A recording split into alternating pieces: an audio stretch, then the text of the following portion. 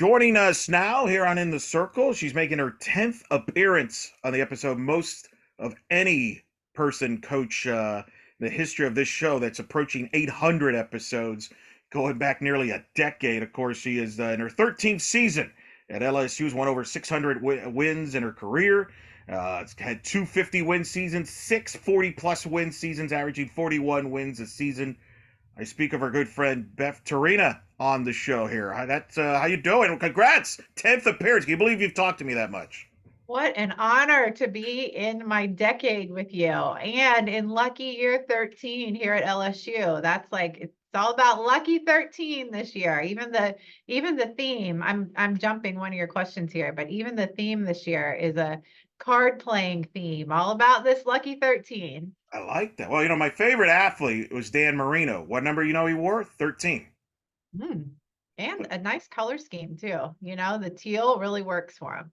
See, had I known this, I would have just worn my Dan Marino jersey. Instead, in honor of you, I'm wearing LSU shirt. This is for those that are watching. This is my LSU shirt I got in the 2014 LSU Alabama football game, which was a blast to just go to an LSU football game. That's like a bucket list. But yeah, I got my Death Valley shirt of LSU, and I'm really just doing this because I'm trying to beg for like LSU softball gear. That's what I want, Coach. So some LSU Okay. softball gear. Noted. That's a fail on our part after 10 I know. appearances on the show. And as long as you and I have known each other, that's a massive, massive fail on our part. I'm going to blame Nick Torina for this one because he's like Fair. Absolutely should be him. I mean, how did he should be on top of this? he's always trading gear with everyone. We have every school in the country covered in our household. So I'm going to blame this on him, but that's going to happen. Fair. I think that's more than fair. So if I don't see something when I see in Clearwater, I'm gonna call him and yell at him. But that's okay. Let's talk about obviously how things are going. You've got a veteran group this year. I mean, I guess that's my first question. The thing that jumps out to me is this the most experienced offense that you've had? I mean, you've got experience on the pitching side, which we'll get into, but offensively, it's like a who's who coming back. I mean, if you're an LSU fan or even a softball fan, a lot of these names are quite familiar here. How do you feel about this group from an experience standpoint?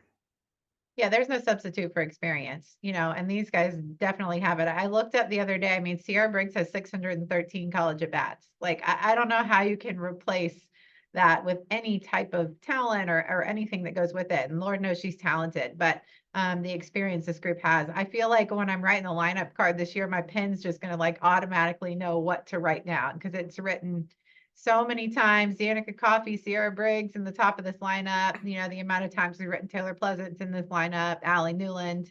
It's a really special group with a ton of experience, and just I can't imagine a situation they could be in that they haven't been faced with before in their time here.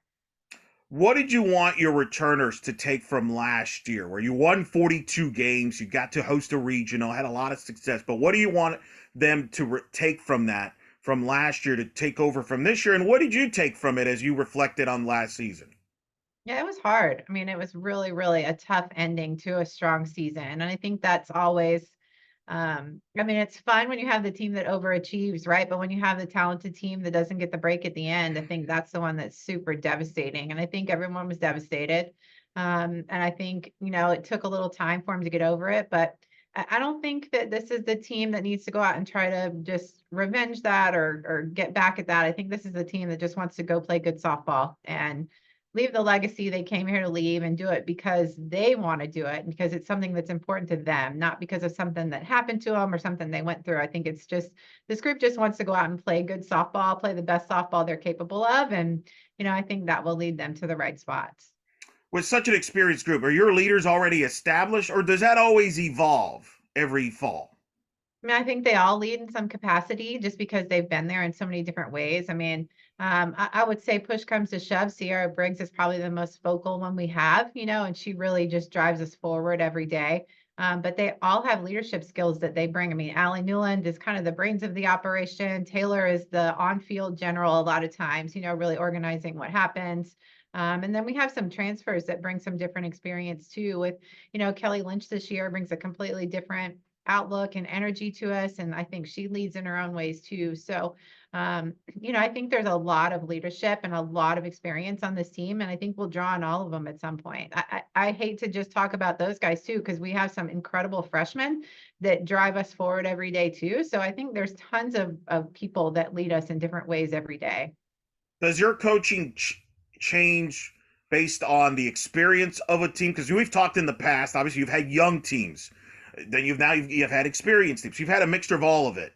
Does that change at all how you approach a team, or is it pretty much status quo as far as the approach? I sit back and sip my coffee a lot of days out here, you know? I mean, I've got Taylor Pleasance echoing what I want to say and probably saying it better than I would have said it, you know? And Danica has got a freshman at third base, Maddie Manning, that she's working with every day. And I mean, it's incredible how player led this group is.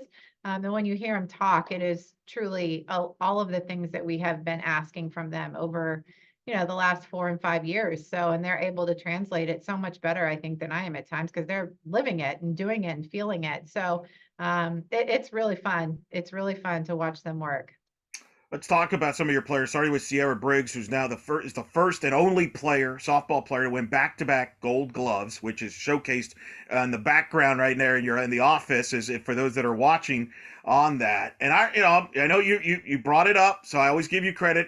When I asked you many years ago in one of the appearances about replacing Andrews, you're like, watch this name, Sierra Briggs. She's going to be great. So you were a prophet on that, but just speak to her and some of the already accomplishments that she's done and having her back. Yeah, I mean, we had a coach here working a camp this weekend, and they were just watching her work. And I think when you watch her work, and this is what I'm not taking credit for this, but Ryan Greenwood told me this weekend, he's like, it's not just her attention to detail, it's her attention to detail in every single rep. Every rep like has so much attention to it. Like she doesn't ever just stand out there and just catch a fly ball and flip it back in. Like she stands out there and catches every fly ball correctly, every single one. I mean, so it's really amazing to watch her work, and it's not a question on why she's earned these accolades, because she earns them every single day on our practice. And she also like makes every day out there so fun. Like the outfield's always in some kind of competition. I never know what is actually going on with the outfield. They're a little crazy and different. They always have been here. We've had some special ones, but I never know exactly what's happening out there. There's always some kind of point system. They're challenging, they're screaming a lot. Mackenzie Rudity is very loud, and my bullpen is out in right field. So I get a lot of her antics during practice, but that starts with Sierra and her making everything a challenge and just pushing the envelope, pushing the standard of greatness, not just in herself, but on the people next to her too. Well, I imagine there's a standard you have there in the outfield. Like, imagine you've had Andrews and Briggs. I mean, these are two of the best in the history in the outfield. And they have the hardware to back that up. And if I was an outfielder there, I mean, I would take every note I would from like Sierra Briggs and pick her brain. I mean, just that standard, I would imagine rubs off on the other outfielders, even the young ones moving forward. Yeah, I want to call it Outfield U, because I think we just keep having these incredible outfielders. And I think if you look around our outfield this year with, I said last year, I thought it was the strongest collective group we've had. We have the same group again with Allie Newland, Sierra Briggs, and Mackenzie Rudity. And that's just, the three kids whose names you see. It's not the ones that are working out there that are incredible too. I mean, I think Jaden Leno is a future star out there in the outfield. I mean, we have some other kids too that are working that are really special out there. But I love how they're approaching the outfield, and they make it just so athletic. They pride themselves in it. It's just, I don't know. I think to them it is really special to be an LSU outfielder.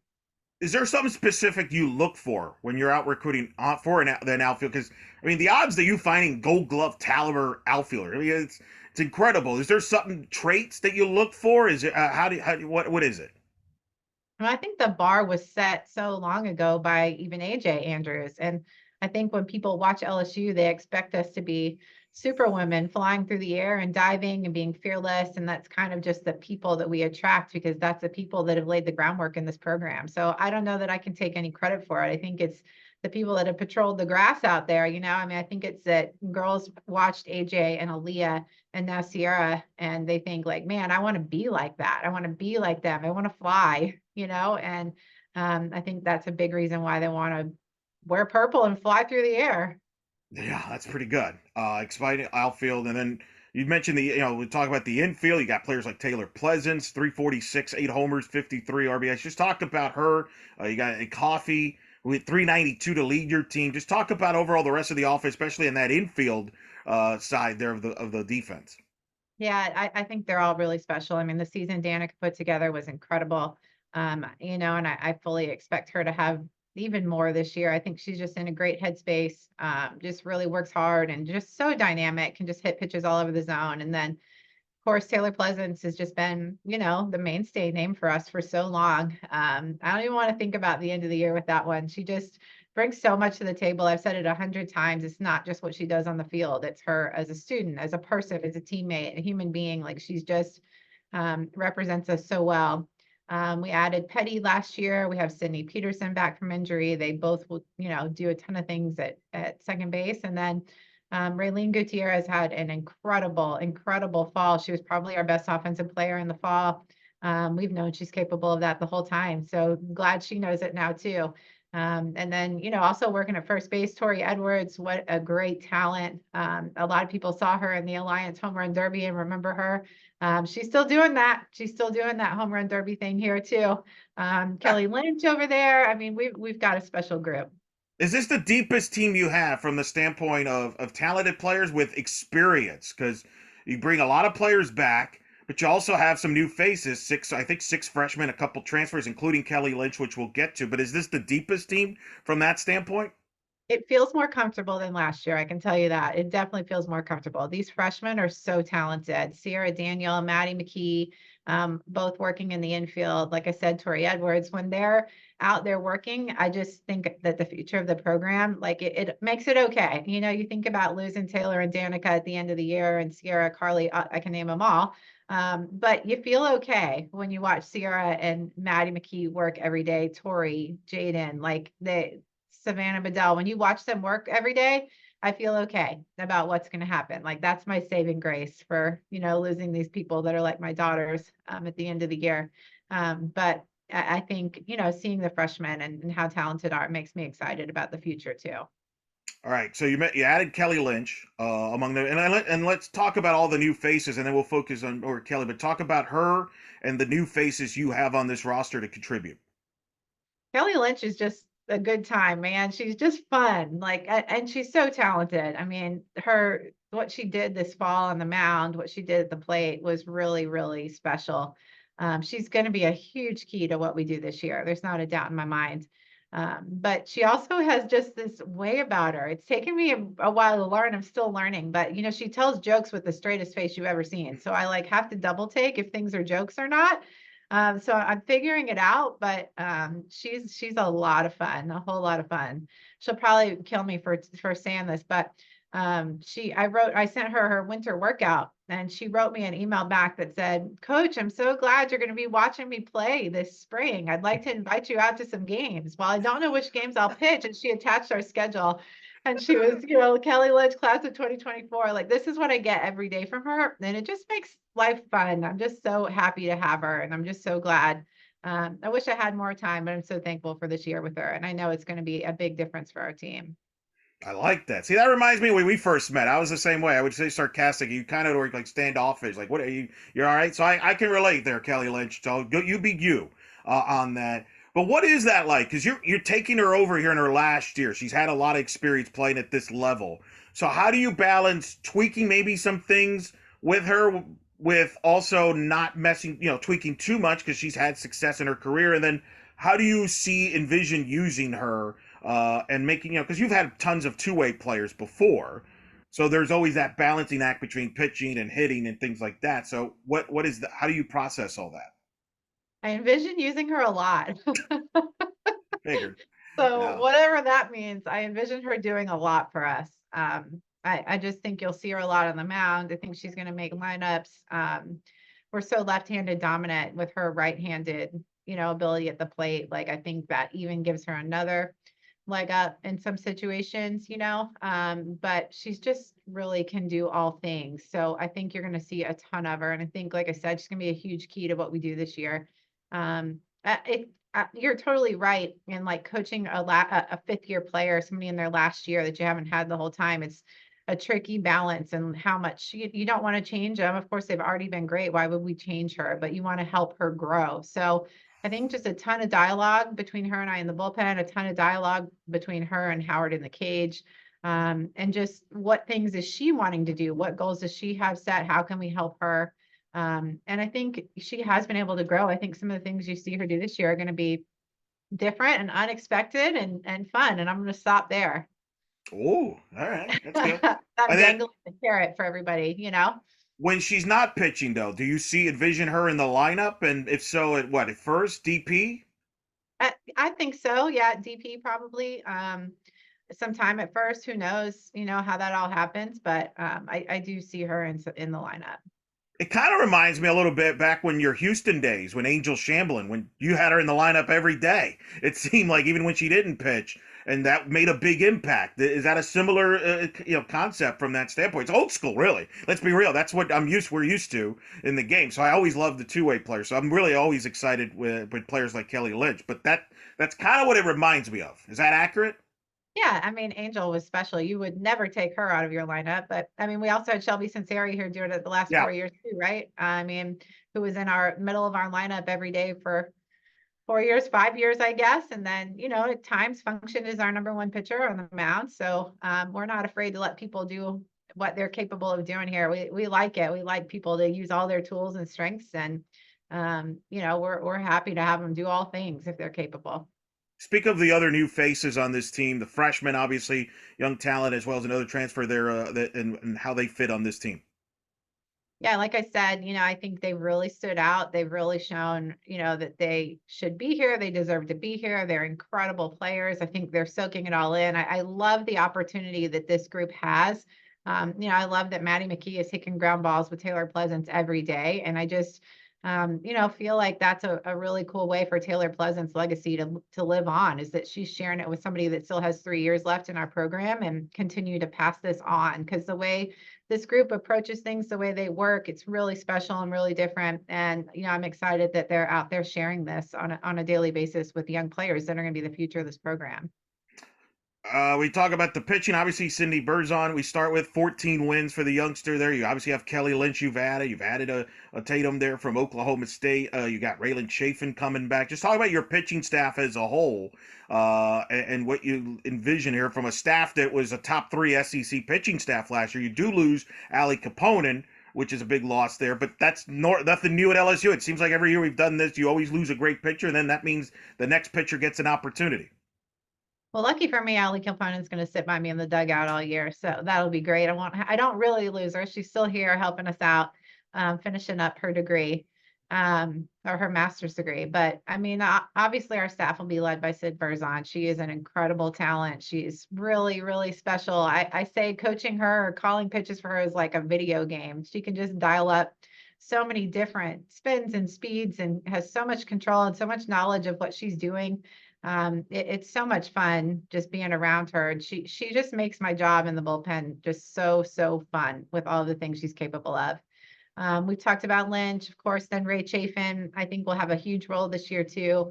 And she's worked really hard, looks great, throwing some of the, harder velocities we've seen in her career here too. So I know she's ready for a big year. And then Emma Strood and Emily Casanova, I think you'll see them really early on here, right off the bat. I think we're going to put everybody out there and see what we've got. Those guys will be, a big part of what we do too. Yeah, a lot of depth, which is part of that's always been your philosophy. Always develop pitchers, get that experience. So even though some of the youngsters, they're ready to step in there, they've gotten their feet wet on there. What is it like for Allie now, not playing but being next to you there, learning? What does she want to be a coach? She does not. I keep trying to convince her every day because I think she would be great. I'm always like, she's from Colorado, right? So I'm always trying to like tell her all the places out there. I'm like, you could coach here, you could do this, you could be with them, you could help this team, because I think she would be awesome. She has a lot of knowledge, and I know that the bullpen staff really appreciates her input and her insight because she's definitely lived it and been in their shoes, a lot more recently, obviously, than I have. And she's lived through the highs and lows of the SEC. She'll tell her horror stories, but she should also be telling the stories about, the great things that she did, throwing, 13 innings at Missouri one day, or, the awesome things that she did too, as part of an incredible career. Yeah, you've had a lot of pitchers who've had success right now currently coaching. I mean, Maribeth Gorsuch comes to mind, who knocked off UCLA there, doing a great job at Grand Canyon. And she admitted at first she didn't want to get into coaching, but eventually she did. And now she thinks every time, like, oh, that's why Coach Torina told me to do this. And she says, now I get it. So don't you just love that when your former players come back to you years later and say, all right, I understand why you told me to do this, even though I didn't agree with it at the time? The fact that I survived Maribeth makes me stronger today. I'm just kidding. I love her so much. She is truly like one of my daughters. I love her so much. But she and I always went round and round and round, and it was a lot of fun. I'm sure it made both of us who we are today, but we are beyond proud of all she's accomplishing. What an incredible, incredible job she's done at Grand Canyon. What's that like for you? Because obviously you keep track, but you're obviously busy coaching. I know we've talked in the past. Nick, your husband, does a great job of keeping you up to date and tabs on how all of your former players are doing when they're coaching. But what is that like when you find out of a Grand Canyon knocking off UCLA, which is big for her and their pitching and how successful they are, and the others that you've had in your coaching tree when they have that success? What is that like for you personally? Because there's a pride there. As you mentioned, they're like daughters to you.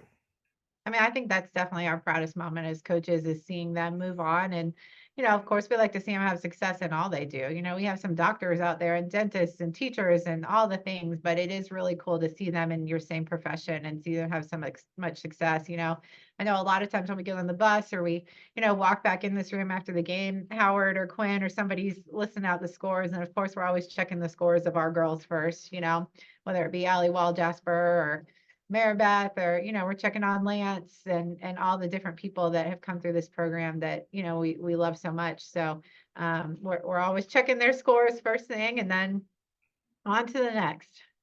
Man, that's got to be a busy like scoreboard. Like there should be like a huge scoreboard. Like I feel like you need to hire like Steve Karnacki, who keeps track of all the political stuff. Just have a big chart for him and keep track of all your Coach Torina, this former player just won here in line. Just project. I mean, it's what I think it's up to. I counted the other day. I think you have up to 15 to 17 coaches currently that either played for you or coached under you.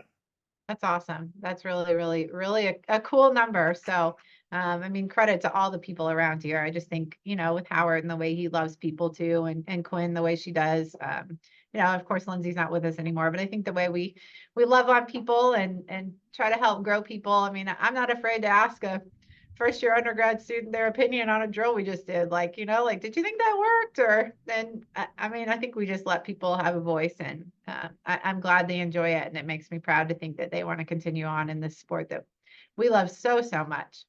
I kind of feel you were ahead of the curve on this, though, because it used to be that you would tell players to do certain things. Hey, we got to do this, and they do it. Nowadays, with today's players, they ask. Sometimes they might ask, "Well, why am I doing this?" You got to sell them in a way, but do it. But you've always been your style since I've known you is you let players have input, which I would imagine gets them excited and feel involved and confident from that standpoint. Where did that come from you, that style and just being that open with your players? Probably the only child in me. But I probably was always telling my parents, like, you need to hear my opinion. Like, even if we don't do it, you need to hear my opinion. My opinion matters. So, I do feel that way. That I think it's always nice to hear people and to let them be heard. And do we always do what they say? Of course not. But it's still cool that we hear their ideas and we're open to it. And I guess that's how I would want people to treat a spoiled only child like me, maybe. So that's where I that's where I go from that. Very good. You mentioned it earlier, Lindsay. So I do bring it up. This is the first time I don't think we've ever had to ask you about a coach leaving, and certainly not Lindsay, which is kind of unique. Obviously, now the head coach at NC State. How different is that for you? How much has that been an adjustment for you? I mean, she's been on your staff going back to when you took over at FIU. The last time you were not in a dugout with Lindsay Leftwich was when you were an assistant at Houston. How different, weird is that been for you personally? Yeah, it's definitely been a learning curve for me. Yeah, I've never coached a game without her. So as a head coach, this will be, my first time. Thankfully, I still have Howard, who we're going into year 13. So, I think having him with me that I'm comfortable with. I think he knows what I'm thinking before I do sometimes too, so I'm lucky that he's with me and the rest of our staff. Sandra, has really been here the whole time too. Went to Kentucky for 2 years, but as a player and then as a coach, and Quinlan's been with us the whole time. So there's still so much familiarity around here. A lot of people that I can really draw on, but it is hard missing Lynn's. I did realize in the first game, I have some really weird hand signals that mean nothing to anyone.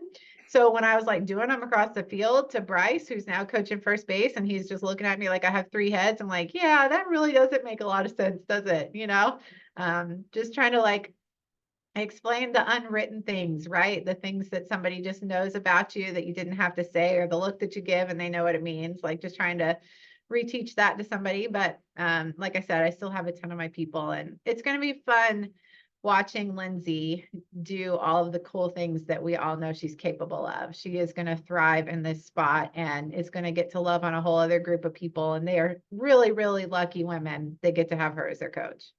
She told me when she was on that she was going to blow up your phone and ask you for advice all the time. So do not, you were not just all of a sudden not hear from her. But what advice do you give her as she begins her head coaching career? And she said it had to be a perfect opportunity for her to leave. She was happy, and that was the one.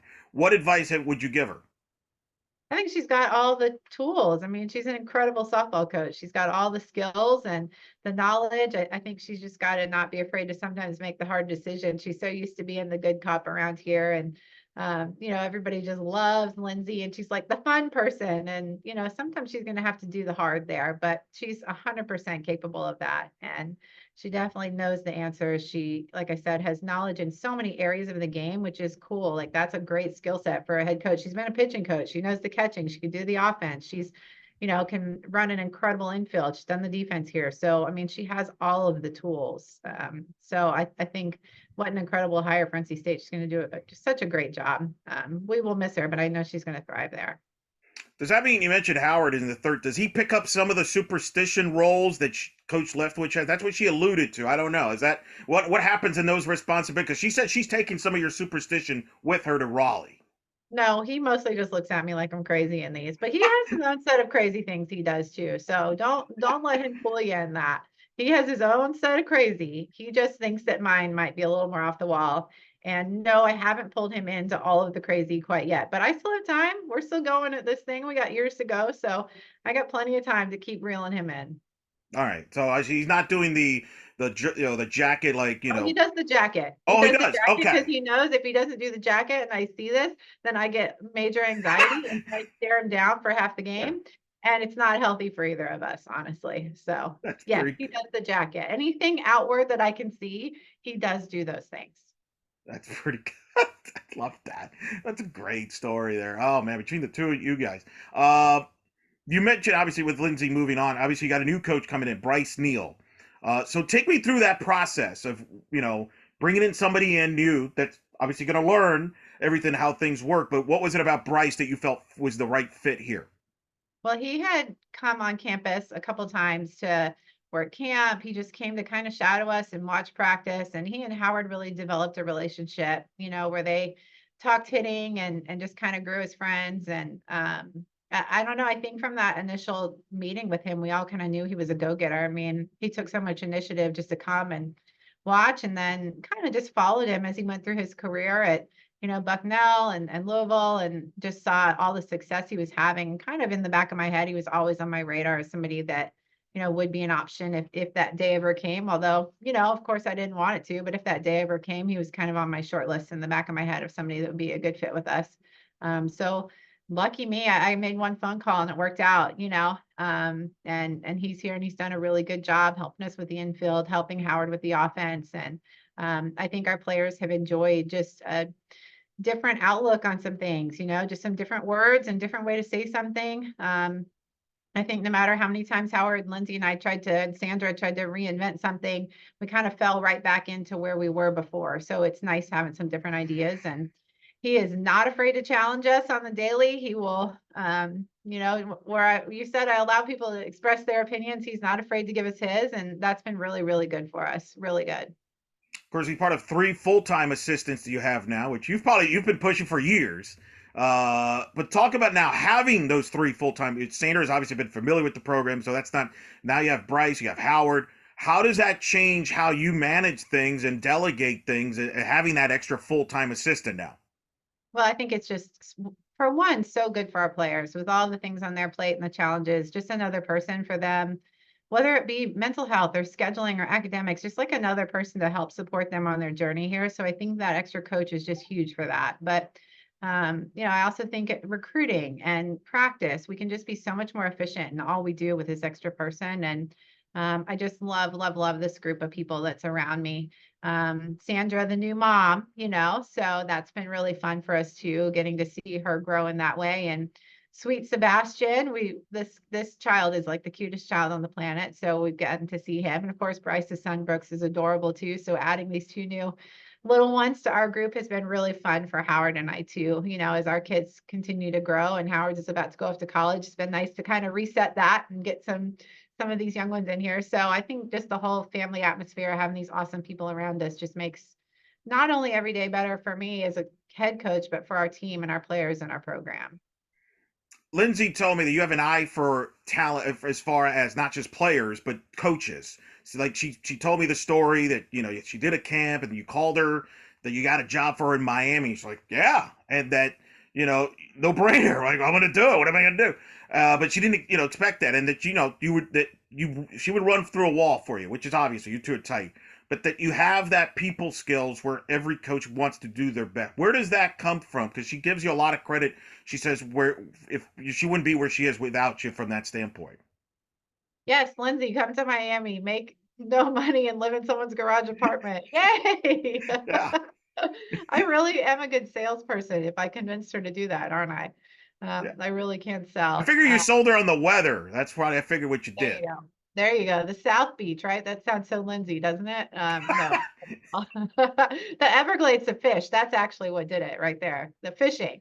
The fishing. I don't know. I think I just really try to build relationships and value the relationships with people. And, I think I'm a people first kind of a person. That's how I operate with our team. That's how I operate in my life. So I don't know if that's helped me. And like I said, I try not to micromanage people. I try to let people do their jobs, whether it be one of our managers or student workers or, whoever it is on our staff. I try to let people do their job. So hopefully we're giving you some autonomy and developing you as a coach and a person. And I don't know, or it's just dumb luck, Eric. I don't know. Was she your first hire when you got to that fight? Was she your first hire? I don't.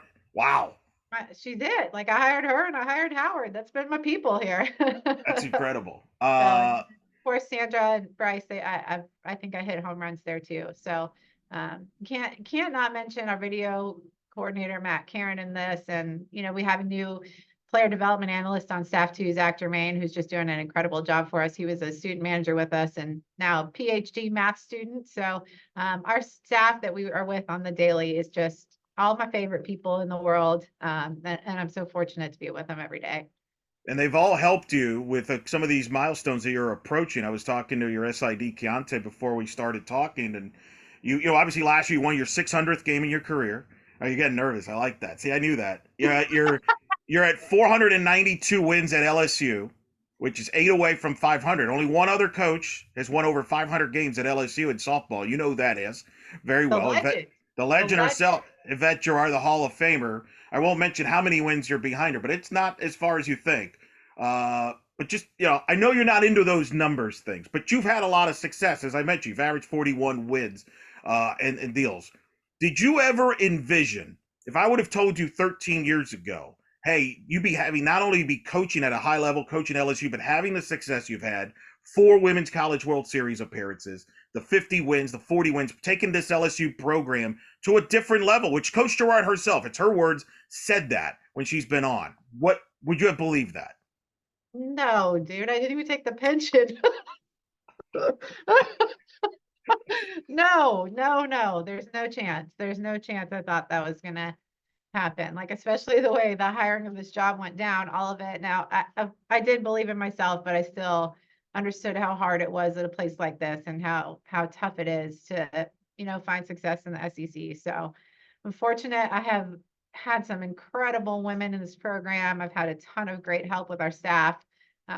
I seriously can't take credit for what these women have done. And anytime you mention a milestone, it just makes me like start having a Rolodex of like the people that have done it in this program and the players and the awesome women that have worn the jersey. And that's like the one cool thing about the milestones for me is just to celebrate them, whether it's public or in my own heart, like just to celebrate them and what they've accomplished. Because it is pretty amazing to think about the women that have come through here.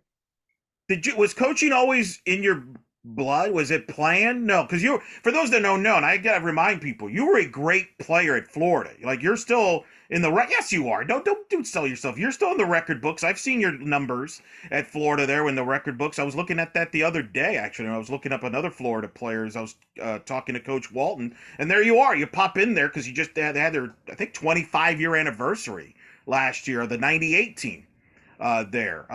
When did it pop in about coaching? Frank Griffin from Stetson called me and said, "Do you want to be my pitching coach? It pays $10,000." And I didn't really have anything else to do. I was like, trying to find a job, and I had just finished OT school and needed to find a job. But in the meantime, I was like, well, I could do this for a little bit, and then kind of see where I land. And then all of a sudden, all these years later, I'm still sitting in this chair. It's pretty good. When you have your staff, like, do you, and you have, like Sandra, you've mentioned your players. Do you kind of show them, hey, this is what coaching life is? Like, you mentioned you've been trying to tell Allie that she'd be a great coach. Do you kind of, as they're playing, do you bring that up to them as players? Do you wait till they're done playing? Is it depending on the person? And I think they're like in this with us. Well, they don't know all the ins and outs, but I think they're like in this with us. Like, I mean, a 8-year-old runs out and jumps on your back, like right when you're done with practice. And they're like, what do like, oh, mom's got to drive me to gymnastics or whatever it is. Like, I think they're like in it with us, so they see all of the challenges and all of the also joy and amazing things we get out of it. So I think I don't hold any punches with them, or I don't keep any secrets from them at all. I'm wide open. So I think they see what we're like. I mean, Howard's son comes and hits up here every day. Like they see his investment and his family too. So, I think they understand the sacrifices we make. They understand the joy we get out of it. So, I think they're in it. They're in it wholeheartedly. Let's talk about some rules that changed over the offseason. Pitch clock, 20 seconds input there in softball now. They've also modified a little bit of the illegal pitches. What was your reaction to those changes? I think there's going to be some growing pains early. Like we're going to have to learn and figure it out. But I think once we do and we get going, it's going to be positive for the game. I think speeding up the game has worked so well in baseball. I think it's going to be great for us on TV and more opportunities with ESPN. So I love that angle. It might hurt initially here early on. I think we'll have some screw ups and some mistakes, but I really think once we get going, it'll be just another thing that we do without thinking so much about it. What's the biggest adjustment on that? And I mean, your pitchers, I followed all your career. It's not like your pitchers are going slow to begin with. So I can't imagine it's the big of an adjustment. But what is the adjustment? The biggest adjustment will be Sierra Briggs' on deck routine and trying to fit that into the 10 seconds. Fair. Fair.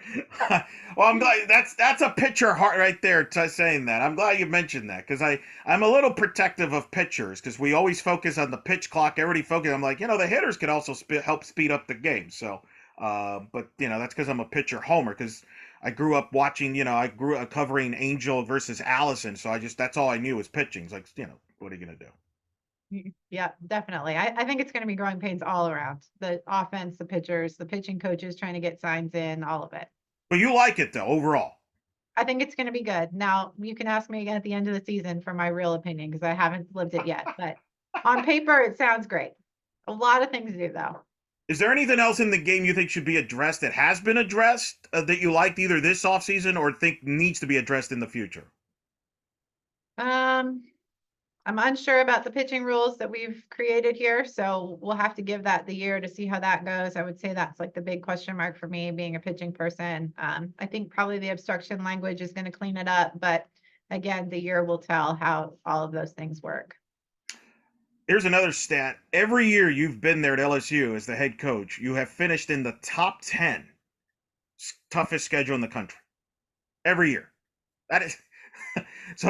So, no different here this year. You're going to be in Clearwater, obviously the big tournament, second week of the season. You're at home. You're hosting some marquee teams. You got San Diego State coming in, for example. Obviously, you got Louisiana. You got Texas coming in. How do you feel about your non-conference schedule this year? And in the future, I'm assuming it's going to stay status quo, even though obviously Oklahoma and Texas will join the league next year. But as I understand it, the conference games will remain, the amount of games will still stay the same. So I would imagine your non-conference slate won't be affected as much. Yeah, I also credit that strength of schedule too to the SEC, and I mean the just the awesome programs and the really, really intelligent and strong group of coaches that we have in the SEC too. I mean, that's a big reason for that number. But I do think we try to challenge our athletes. I don't think we've ever set out to play a perfect season. We've set out to be challenged and battle tested at the end. So that's how we schedule. That's how we, pride ourselves here is we want to play the best. That's why they came here. So we try to give it to them. And it's worked out a lot for us that we've put them through it. And then when it comes down to it, we've seen all the things we need to see. So we're ready for whatever the postseason throws at us because you truly don't know what you could get at the end of the year. I know you're always involved in the community. Tell us a little bit of what you got planned this year, because you've always done things. I always remember the walk you do, obviously, and getting the word out for camp. So just tell us a little bit what you got going on this year in 2024. Because I know that means a lot to you. Yeah, thanks for asking. We will be having our, I think it's our third annual now, All for Alex Day, where the whole SEC will be dressed in teal on April 13th. So it's a really cool thing that we've all united for, just to stand up for Alex, one of our own, and just all women who are battling or have faced ovarian cancer and their families. So when you turn your TV on April 13th and watch an SEC game, it will be painted teal. We'll be walking here with the Go Teal Foundation on campus. And if anybody wants to get involved, goteal.com. It's GEAUX, the way the Tigers spell it, goteal.com. But you can walk from home, you can walk from wherever you are, support the cause. And, it's something that is really near and dear to my heart with my mom being a survivor. And so, just continue to grow that cause and keep moving it forward. How many years now have you been doing that? With the Go Teal and walk there. I think this is the 12th. Wow. So yeah, the first year we just wore the teal jerseys. And then the foundation was born from that. And we've been walking ever since. We've had up to 1,000 walkers, here in Tiger Park and walking around campus supporting the cause. That's incredible. That's awesome. I'm glad you're still doing that. It's one of my favorite things I see all year when I see the clips on that. So I'm always happy to promote that and help out as best we can to get the word out there for sure. I'll let you go on this. Obviously, you'll get going. The season will start before you know it. What are a couple questions, keys you're curious about this team that you'll looking forward to finding out maybe as you get going and play another competition? Yeah, I think we know a lot about this group, which is fun. I think we know a lot about what they can do and what they're capable of. I think a cool thing that I've thought a lot about is kind of like what role would the freshmen play? Like where will they find time and where will we use them? And which ones of them will surprise us? And I'm sure it will never go as we have planned. I'm sure, it never does, right? So how will we utilize this talented group and where will we see them the most? So that's something that I've thought a lot about. And then I think so much about the pitching. So, I'm excited about the season for Kelly, for Raylan especially, and just how those guys will look going down the stretch. It's going to be exciting there to see. And I can't wait. I'll be seeing you all when you get to Clearwater there. That'll be fun to see you in person, but I always follow there. And thanks for coming on every year. Like this is always one of my favorites there. Like your 10th appearance. You've always been a great sport. You always tolerate me and my nonsense. In fact, I thought of you the other day. You might be disappointed in me because I'm a Dolphin fan, as you know. And they were having a great season. And then HBO started doing this in-season Dolphin show. So I started watching it, but then they started losing. So I stopped watching it. Didn't work. But are you disappointed? Did I mess this up by watching it? Should I just waited? I feel like you would have been you're disappointed me. Like you would not have even touched the show. I feel like if you're in my shoes. But how could you have known? How could you have known? And you tried to fix it once you realized that you were responsible. That's the worst, though. The fate of the whole team. Once you realized it was you Yeah. that was responsible for the fate of the whole team. So that was the worst, though. When you're like caught in the middle, like, wait, do I go back or not? And then Yeah, that's the worst. And then now I'll give you this is now I'm just going to air all my grievances as far as my superstition, because for years I've told asked you about yours. This is now you get to critique and ridicule me. Okay, I'm I'm the ready. I do when I watch my favorite teams play. I don't want any interruption. I sit in a certain spot and I don't move at all. Even if I have to go to I do not move, and I don't pick up the phone. If somebody calls me and I pick up, I think it's doomed. It's going to mess everything up. Is that too Well, far? Am I going too crazy there, or do you can relate to that? I'm glad you don't have an 8-year-old, 2 10-year-olds, because that probably wouldn't work for you. But I respect it. I respect it. If this is what you need to do, then this is what you do, and you hold firm to it. Like, don't let people tell you you're crazy, and don't change who you are. You just keep doing it. Thank you. I figured you would relate. You can understand me more than anybody. That's why we get along so great.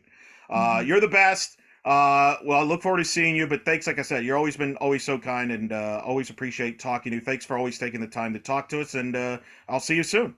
Well, we appreciate what you do so much too, and not just the support of the programs, but just asking the right questions, knowing the game, knowing the ins and outs of it. I can't think of anybody involved in the media that knows more about the sport than you, and that just makes us better in so many ways. So, thanks for what you do for us too.